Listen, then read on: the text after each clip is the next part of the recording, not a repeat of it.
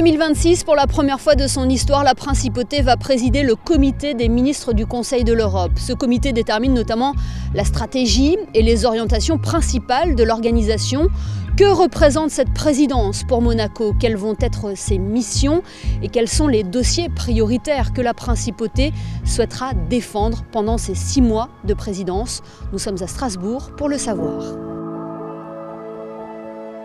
L'importance pour Monaco de cette adhésion est évidente. L'engagement de Monaco au service de ses valeurs est entier et nous sommes fiers de participer à cette grande famille des droits de l'homme.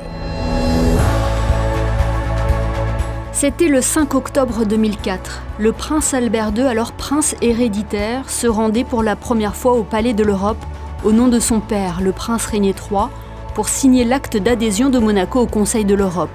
Quelques années après son admission à l'Organisation des Nations Unies, la Principauté renforçait ainsi son statut international en devenant le 46e État membre du Conseil de l'Europe.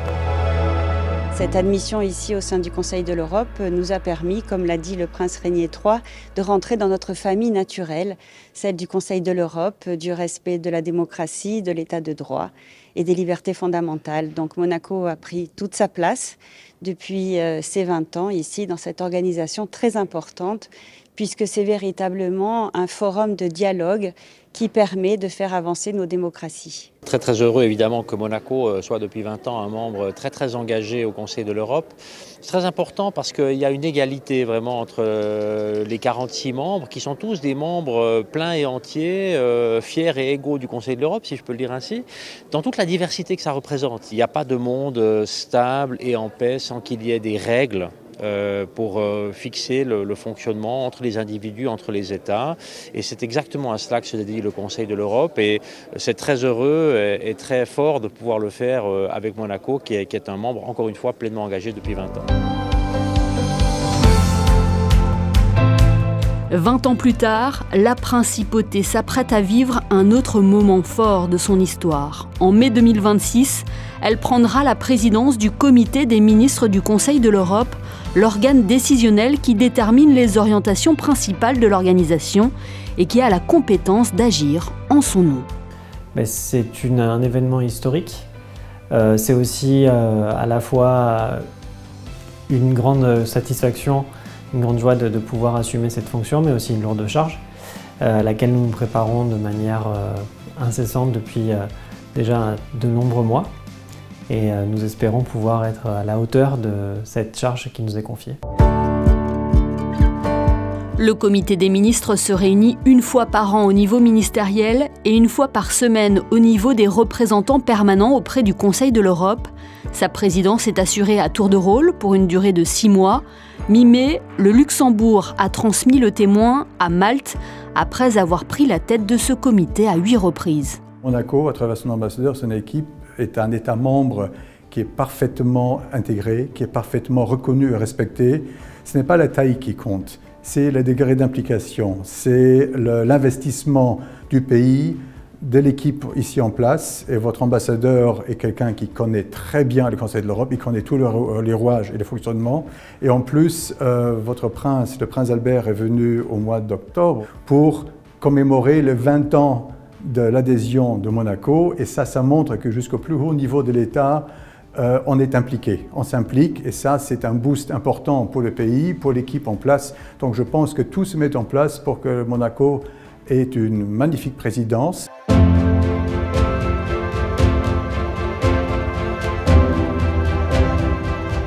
Dans ce quartier situé à quelques kilomètres du Palais de l'Europe, la représentation permanente de Monaco travaille activement en lien avec le comité de pilotage en charge de la présidence monégasque. Les réunions quotidiennes s'enchaînent pour évoquer notamment les dossiers en cours et les axes prioritaires que la Principauté souhaitera porter sur la scène européenne en 2026 avec le soutien des États membres. Il y en aura plusieurs. Le premier, ce sera le sport. Comme vous le savez, nous allons accueillir la conférence des ministres des Sports l'année prochaine à Monaco, donc ce sera le thème phare. Ensuite, nous aurons la question de la protection des enfants, sur lequel nous envisageons également de donner une grande priorité. Et nous avons également la question de la protection des femmes. Nous avons à cette occasion les 15 ans de la Convention sur la lutte contre la violence à l'égard des femmes et la violence domestique. Et donc nous allons, je pense, traiter de manière assez large ce sujet. Et également la question du système conventionnel, donc la question de la Cour européenne des droits de l'homme et la protection de la Convention européenne des droits de l'homme, ainsi que le système de l'exécution des arrêts, puisque nous exercerons, dans le cadre de la présidence du comité des ministres, la présidence du comité du suivi de l'exécution dès décembre 2025. Marie-Andrée Schwab travaille à la représentation permanente de Monaco depuis l'adhésion monégasque au Conseil de l'Europe. Cette présidence marquera aussi pour elle la fin de sa carrière après toutes ces années au service du Rocher. Forcément pour elle, c'est beaucoup d'émotions. J'ai eu la chance, donc depuis le 5 octobre 2004, date de l'adhésion de Monaco auprès du Conseil de l'Europe, de travailler avec 4 ambassadeurs, dont le premier, M. Jacques Boisson, ensuite Mme Claudette Gastaud, après M. Rémy Mortier et maintenant M. Gabriel Revel. Aujourd'hui, on est tous en effervescence pour préparer ensemble la présidence de Monaco. Cette période intense d'activité sur le plan international va permettre à la principauté de mettre en lumière des valeurs qu'elle partage avec l'institution européenne, comme l'éthique du sport, la protection des droits de l'enfant ou encore la lutte contre les violences faites aux femmes. À Strasbourg, l'accord partiel élargi sur le sport, APES, est l'un des outils phares du Conseil de l'Europe. Il réunit 41 États membres pour construire un dialogue avec les pouvoirs publics, les fédérations sportives et les ONG pour rendre le sport plus éthique, plus inclusif et plus sûr. Monaco est une véritable valeur ajoutée dans ce domaine. Monaco est membre de l'accord partiel élargi pour le sport depuis 2008, un rôle très actif. Le représentant permanent, l'ambassadeur Gabriel Revel, est le président du comité statutaire, en fait, qui réunit tous les ambassadeurs ici à Strasbourg qui sont membres de l'accord. Donc c'est un rôle très important dans la définition notamment du budget et donc des actions. Le sujet sport parle à tout le monde, ça nous fait vibrer. C'est un excellent vecteur de nos valeurs, donc démocratie, état de droit, droits humains. On travaille sur l'égalité, sur la non-discrimination, toutes les matières vraiment cœur du Conseil de l'Europe. Et c'est aussi en fait une façon de travailler de façon tout à fait transversale sur la protection des enfants. Donc on va faire la promotion d'autres outils ou la protection des violences contre les femmes dans le sport. Début novembre 2026, Monaco accueillera la 19e conférence des ministres responsables du sport, une nouvelle opportunité pour la principauté de renforcer son engagement sur la scène européenne. La principauté contribue régulièrement et volontairement aux activités du Conseil de l'Europe, notamment dans le domaine des droits de l'enfant. La principauté a toujours été un partenaire exclusif et extrêmement soutenant dans ses activités, en particulier depuis la toute première stratégie pour les droits de l'enfant qui était déjà en 2006, donc il y a presque 20 ans. On se souviendra que c'est à Monaco que la première stratégie a été adoptée. La future présidence monégasque peut jouer un rôle clé pour continuer de mettre en place et faire respecter les standards du Conseil de l'Europe. Par exemple, le système, le modèle de Barnahus, donc c'est un système innovant qui regroupe en un seul lieu tous les services dont un enfant a besoin quand il a souffert des violences, et surtout des violences sexuelles.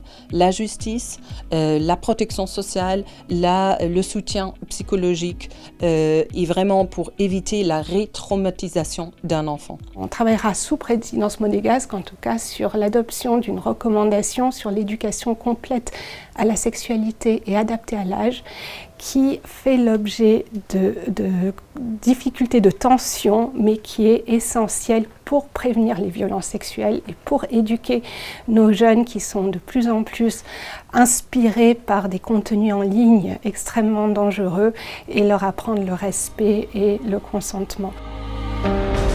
Une justice adaptée aux enfants, un meilleur apprentissage de l'usage du numérique et de l'intelligence artificielle feront aussi partie des dossiers que le comité directeur pour les droits de l'enfant soumettra à Monaco.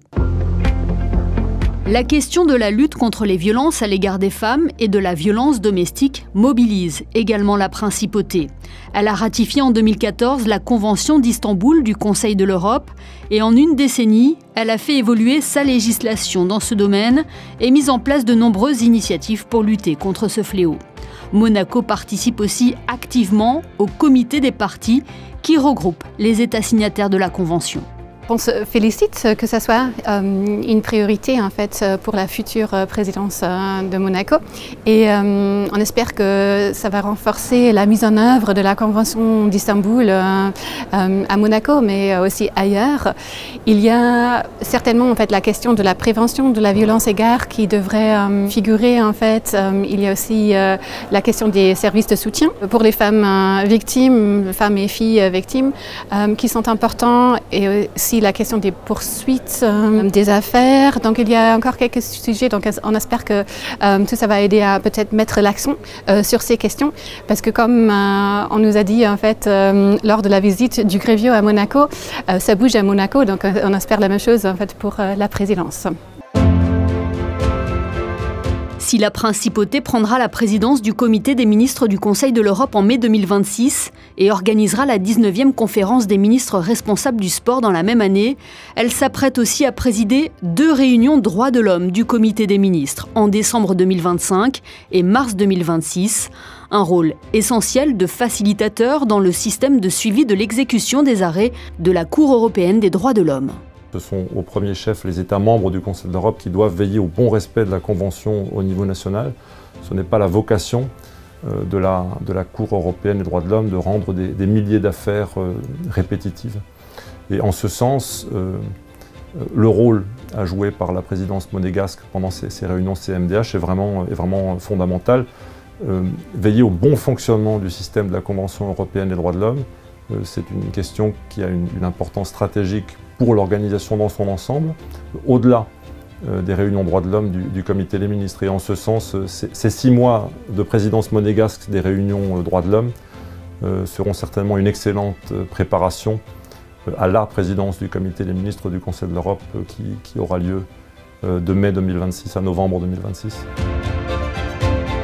En mai 2026, la République de Moldavie transmettra à Monaco la présidence du comité des ministres du Conseil de l'Europe, une responsabilité inédite pour la principauté qui entend porter haut les principes fondamentaux de l'organisation, un mandat de 6 mois symbolique, historique et stratégique, un défi et une opportunité pour la principauté de renforcer sa voix et ses engagements sur la scène européenne dans un contexte en constante évolution.